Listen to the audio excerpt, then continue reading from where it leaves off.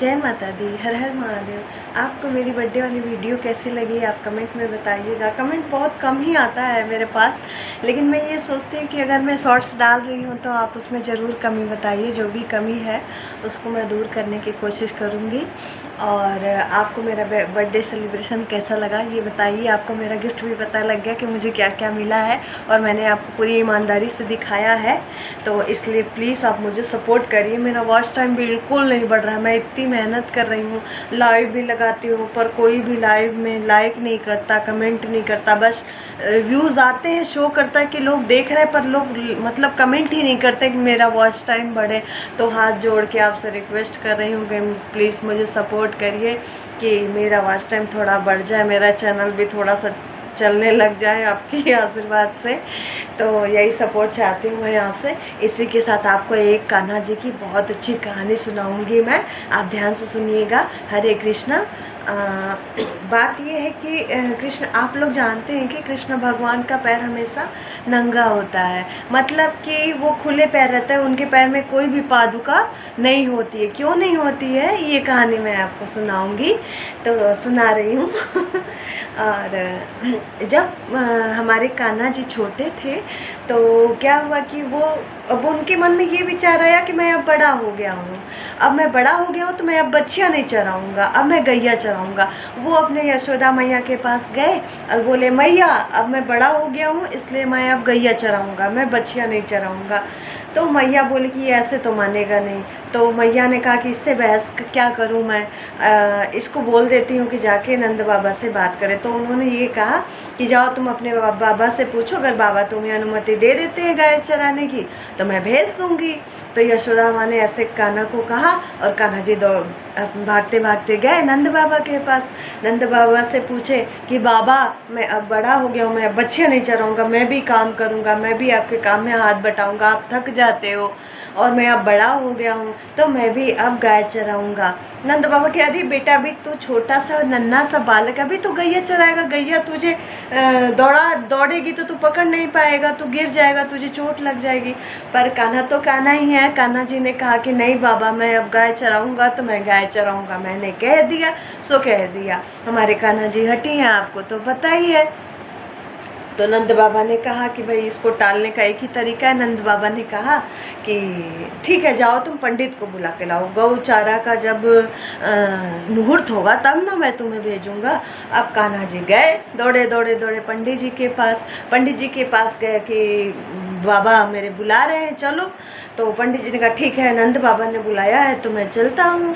तो उन्होंने कहा, कान्हा ने कहा कि आपको पता नहीं कि मेरे बाबा ने किस लिए बुलाया। पंडित जी ने कहा किस लिए बुलाया है। तो हमारे कान्हा जी ने कहा, अरे मैं गैया चराऊंगा, उसका मुहूर्त देखना है आपको, और मुहूर्त में आपको आज का ही मुहूर्त बताना, नहीं तो आप देख लेना आपका क्या होगा। हमारे बाल गोपाल तो नटखट है ही, उनकी लीला से कौन नहीं जानता है, सभी जानते हैं उनकी लीला। अब भाई ब्राह्मण देवता पंडित जी तो घबरा गए कि अब क्या करूं मैं। तो उन्होंने कहा ठीक है मैं कह दूंगा। अब वो गए भागे भागे, अब वो भागे भागे हमारे कान्हा गए, बाबा लो पंडित जी आ गए, आप मुहूर्त निकलवाओ।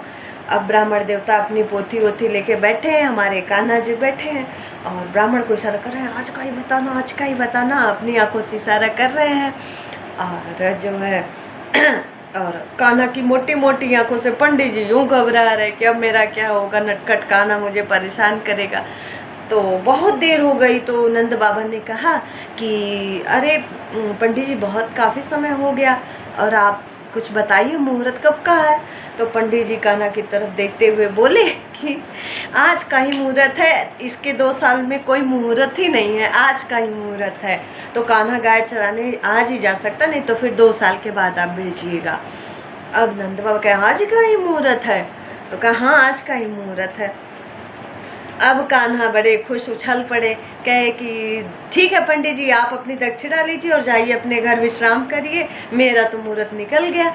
तो नंद बाबा ने कहा कि ठीक है जाओ, जब आज का ही मुहूर्त है तो जाओ, मैया से कह दो तैयार कर दे, तुम्हें आज गाय चराने जाना है। तो कहे ठीक है। अब कान्हा भागे भागे कहे, मैया नंद बाबा ने कहा मुझे तैयार करो, मेरा आज गाय चराने का मुहूर्त है। तो मैया ने कहा अच्छा बाबा ने कहा है। तो कान्हा कहे हाँ बाबा ने कहा है।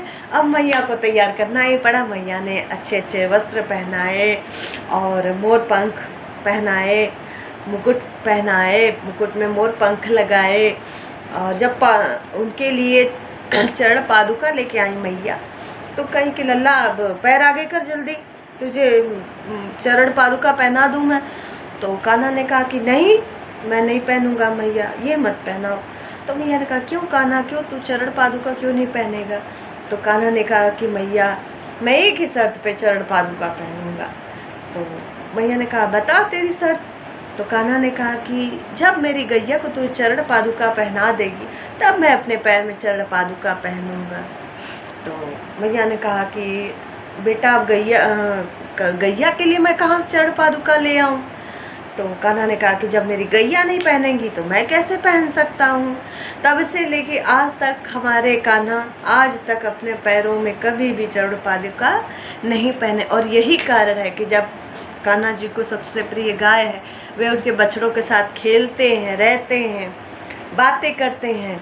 और आज भी हमारे कान्हा अपने चरण को ऐसे ही रखते हैं, उसमें कोई भी चरण पादुका नहीं पहनते हैं। आपको मेरी यह कहानी कैसी लगी ज़रूर बताइएगा कमेंट बॉक्स में, और प्लीज़ सपोर्ट करिएगा। धन्यवाद। जय माता दी, हर हर महादेव। स्वस्थ रहिए, अच्छे रहिए, अपना ख्याल रखिए और मुझे सपोर्ट करिए। भगवान आपकी हर इच्छा पूरी करें। माता रानी इस नवरात्र में आपका मंगल करें। जय माता दी, हर हर महादेव।